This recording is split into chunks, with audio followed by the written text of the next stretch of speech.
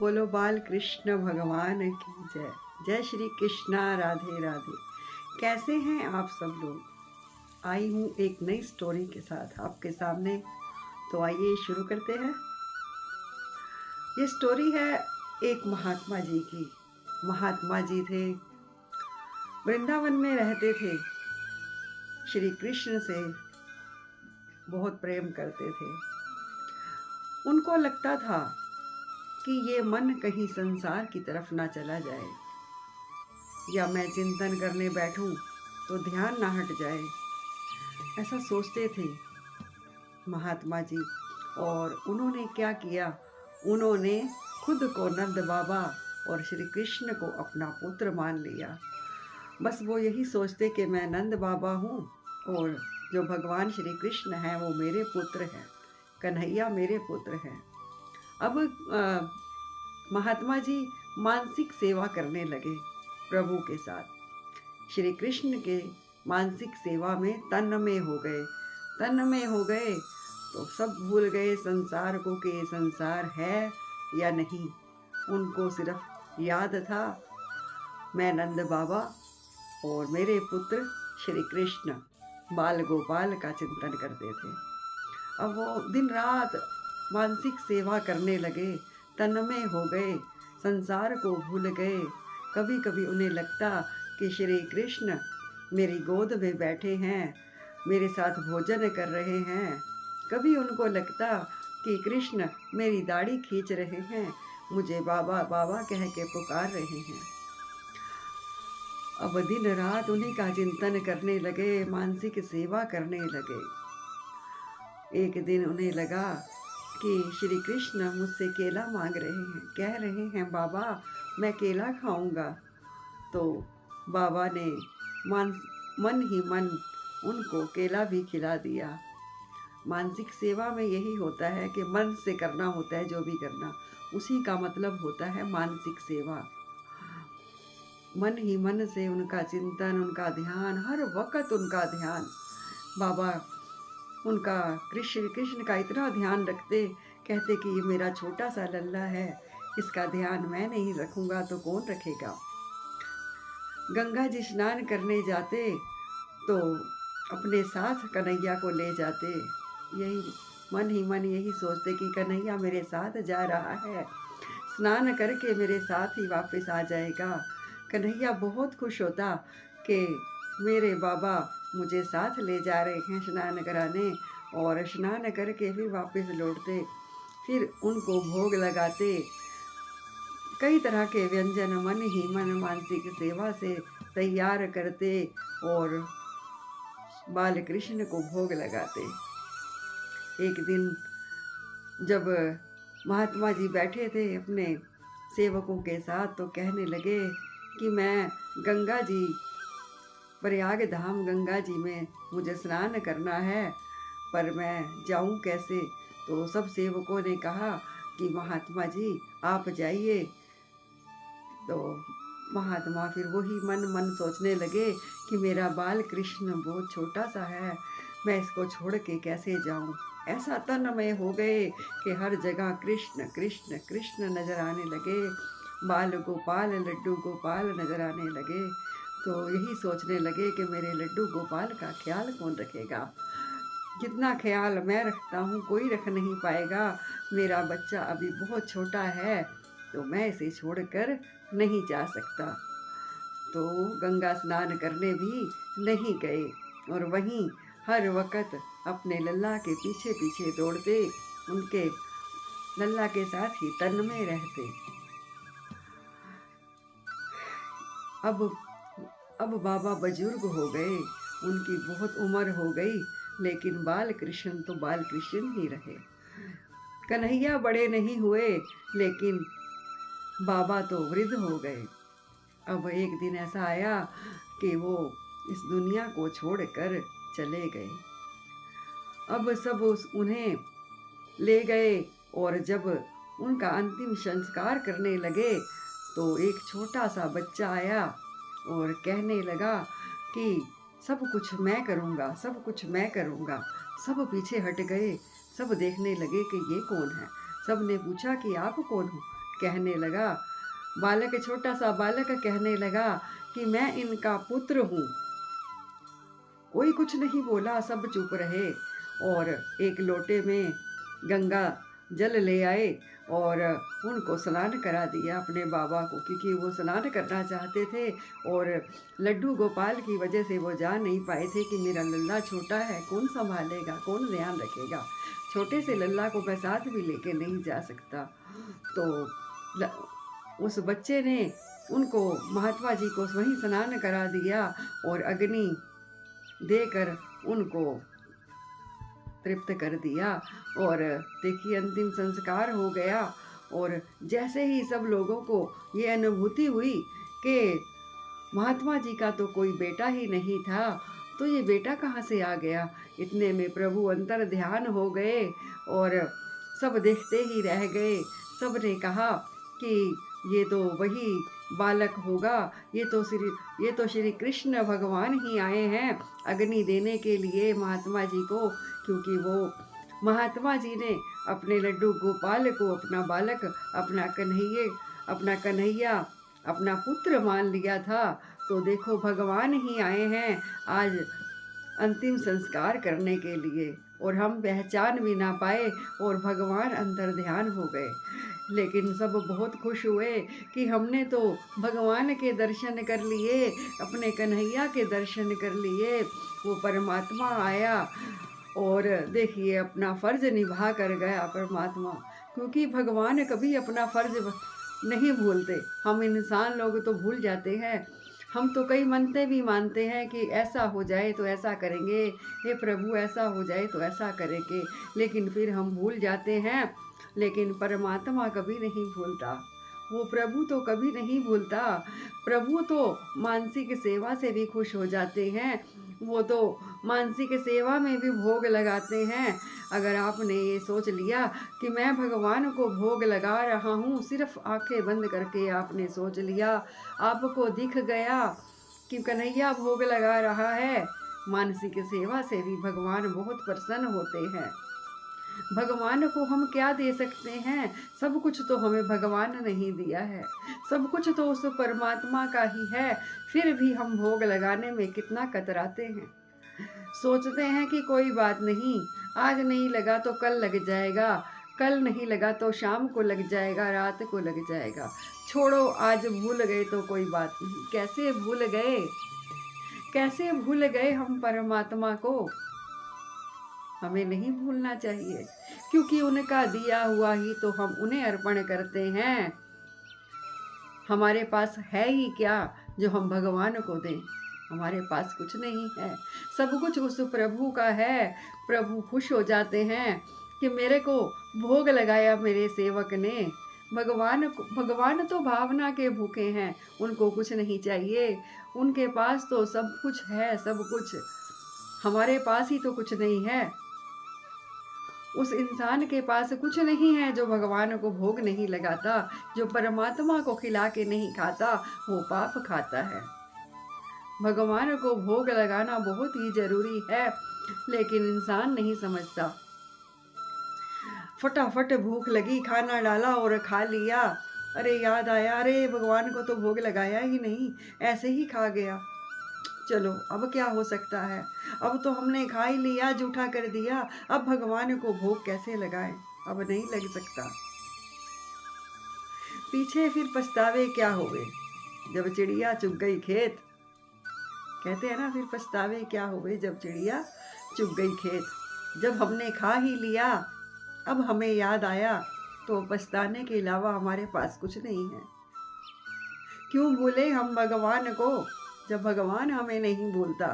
पल पल हमारी संभाल करता है, हर पल हमारी संभाल करता है, उसके बिना तो हम एक पल भी जी नहीं सकते। वो परमात्मा अगर हमारा एक मिनट के लिए भी हाथ छोड़ दे, एक मिनट तो मैंने बहुत ज़्यादा कह दिया, एक पल, एक सेकंड के लिए भी अगर उसने हमारा हाथ छोड़ दिया, तो हम उसके बिना कुछ नहीं हैं। हमारी सांस ऊपर की ऊपर और नीचे की नीचे हो जाएगी। लेकिन इंसान नहीं समझता। कितने दुख आते हैं, कितने संकट कट जाते हैं। कहते हैं ना, अरे आज ऐसे होने लगा था लेकिन प्रभु ने हमें बचा लिया। तब निकलता है मुँह से, जब हम बचते हैं, मुसीबतों से निकलते हैं कि अरे प्रभु ने तो हम पर संकट आने ही नहीं दिया। कल की ही बात बताती हूँ। मैं कपड़े प्रेस कर रही थी, अच्छी भली प्रेस थी, प्रेस को कुछ नहीं था, अपनी ही बात बता रही हूँ। और जैसे ही मैंने प्रेस चलाई और मेरे हाथ में ही प्रेस थी और मैंने जैसे ही ऐसे किया, प्रेस में आग लग गई और मैंने प्रेस को ऐसे फेंक दिया। थे ना प्रभु उस वक्त मेरे साथ, अगर नहीं होते तो बहुत भयानक करंट लगता और मैं पता नहीं कहाँ जाके गिरती। लेकिन कुछ नहीं हुआ। देखो भली चंगी आपके सामने बैठी हूँ। प्रेस जल गई, आग लग गई प्रेस में।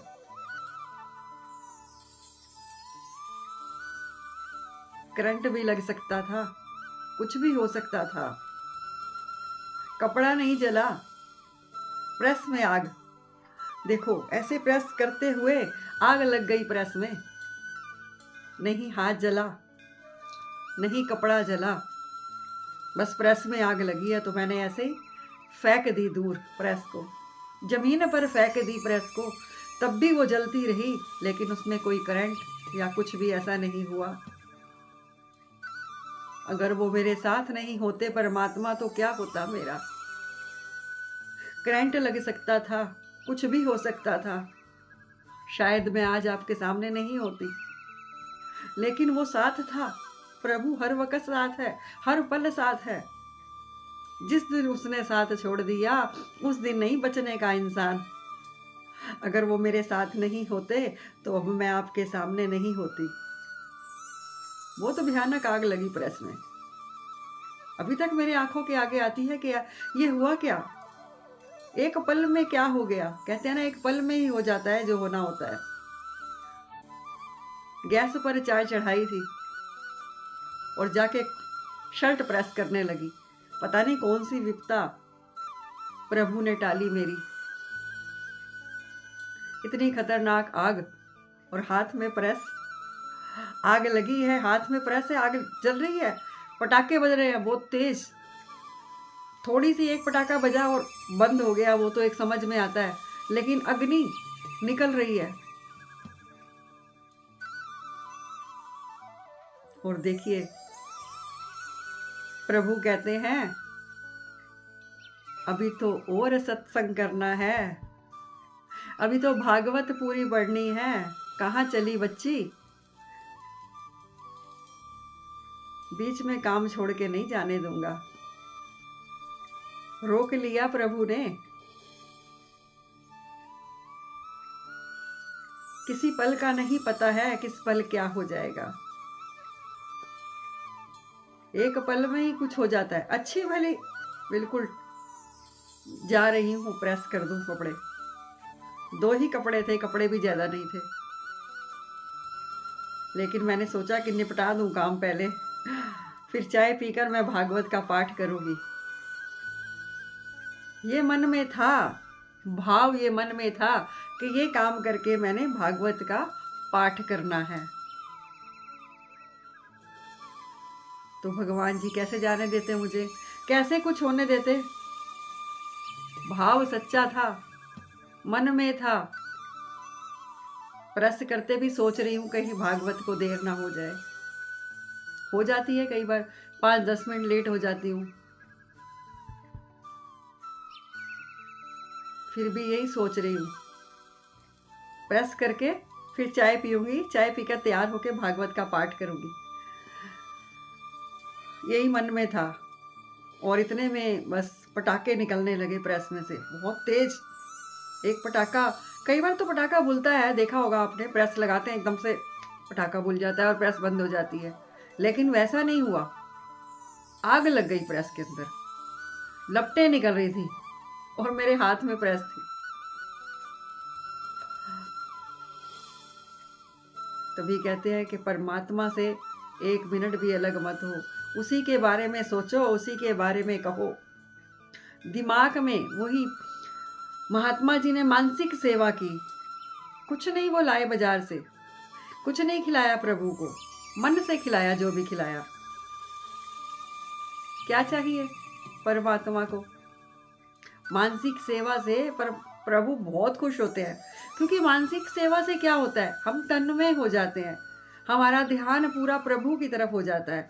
हमें कुछ याद नहीं रहता कि कोई और भी है इस घर में, ऐसा हो जाएगा। जिस दिन आप मानसिक सेवा कभी करके देखना, आप पूरा दिन नहीं कर सकते। आप जैसे सुबह सुबह या जब घर पे कोई ना हो, सब काम पे गए या स्कूल गए बच्चे, जब आपको थोड़ी देर मिले तो किसी दिन आप मानसिक सेवा करके देखना, बहुत अच्छा लगता है, बहुत अच्छा। आप सो रहे हो, आप लेटे हुए हो, ठीक है, आप रेस्ट कर रहे हो, लेकिन आपका जो दिमाग है, आपकी आंखें बंद है, आप ये सोच रहे हो कि कन्हैया सोया या नहीं, कन्हैया क्या कर रहा है। तो फिर आंखें बंद में ही आप देखते हो कि कन्हैया बैठा हुआ है। अरे मैंने कन्हैया को सुलाया नहीं आज, मैं सो गई थोड़ी देर के लिए, कन्हैया क्यों बैठा है। चलो मैं भी कन्हैया को थोड़ी देर सुला देती हूँ। आपने मन ही मन कन्हैया को लिटा दिया। अब कन्हैया लेट गया, आराम कर रहा है। कुछ देर बाद आप सोचते हो कि कन्हैया को उठा दूं, जलपान कुछ करा दूं, भूखा होगा मेरा कन्हैया, थोड़ा सा पानी पिला दूं। पानी पिलाया आपने, कन्हैया से पूछा, कन्हैया आज क्या खाएगा मेरा बेटा, या जो भी आपने रिश्ता बनाया हो कन्हैया से। तो कन्हैया आपको बताएगा कि मुझे ये खाना है। आप लेटे लेटे ही आंखें बंद करके बैठे हैं और आप किचन में पहुंच गए हैं और कह रहे हैं, लाओ मैं कन्हैया के लिए जल्दी से थोड़ा सा हलवा बना दूं। सूजी उठाई, चीनी उठाई, फ्राई पैन आपने रख दिया गैस के ऊपर और आप मन ही मन हलवा बना रहे हैं। अब हलवा बन गया, तैयार हो गया। अब चलिए कटोरी में डालकर प्रभु के पास ले चलती हूँ और प्रभु को भोग लगाती हूँ। मेरे कन्हैया, लो मैंने तुम्हारे लिए हलवा बनाया है, लो प्रभु भोग लगाओ। अब प्रभु भोग लगा रहे हैं। आह, क्या आनंद आ रहा है। प्रभु ने भोग लगा लिया और आप तो फिर भी सोए हुए हैं, लेकिन मन से आपने सब कुछ कर लिया। देखिए हलवा भी बन गया, प्रभु ने भोग भी लगा लिया। अब प्रभु कितने प्रसन्न हैं, बहुत खुश हैं, बहुत खुश हैं प्रभु कि मेरे लिए मेरे भक्त ने हलवा बनाया है। प्रभु तो पान कर रहे हैं, खा रहे हैं प्रभु, और भक्त बैठा बैठा खुश हो रहा है, कह रहे मैंने तो भगवान को भोग लगा दिया। अच्छा प्रभु, अब आपने भोग लगा लिया, अच्छा प्रभु अब मैं कुछ काम कर लेती हूँ घर का, अब मैं कुछ काम करके फिर आती हूँ प्रभु आपके पास, तब तक आप आराम कीजिए। लो मैंने तो आपसे बात करते करते ही भगवान को भोग लगा दिया, अपने नारायण को, केशव को और सिया को, तीनों को भोग लगा दिया मैंने आंखें बंद करके, आपसे बात करते करते। ये है मानसिक सेवा। जो नहीं कर पाते हाथ से सेवा, वो मानसिक सेवा कर सकते हैं। बहुत लाभ होता है इससे, प्रभु बहुत प्रसन्न होते हैं। देखो ना महात्मा जी के अंतिम समय में भगवान जी कैसे आए। भगवान ने सोचा कि पूरी जिंदगी मेरी सेवा की है, मेरे पिता बनकर, मुझे अपना बेटा बनाकर पूरी जिंदगी मेरी सेवा की है, मेरे साथ रहे हैं, मेरी वजह से कहीं गए भी नहीं कि मेरा लल्ला छोटा है, मैं क्यों जाऊं, कौन ध्यान रखेगा मेरे लल्ला का, मैं नहीं जा सकता। तो प्रभु खुद आ गए, प्रभु खुद आ गए, उनका अंतिम संस्कार किया। जिस गंगा में, जिस यमुना में वो नहाना चाहते थे, उसका जल भी ले आए प्रभु, नहला भी दिया, स्नान करा दिया और अंतिम संस्कार करके अपना फर्ज निभाया कि मेरे पिता ने मुझे अपना बेटा बनाया, तो मैं उनका बेटा बन के क्यों ना जाऊं, क्यों ना उनका अंतिम संस्कार करूं। ऐसे है मेरे प्रभु, ऐसा है मेरा कन्हैया।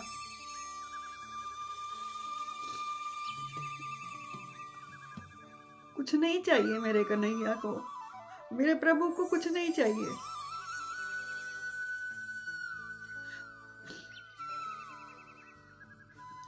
जय श्री कृष्णा, राधे राधे।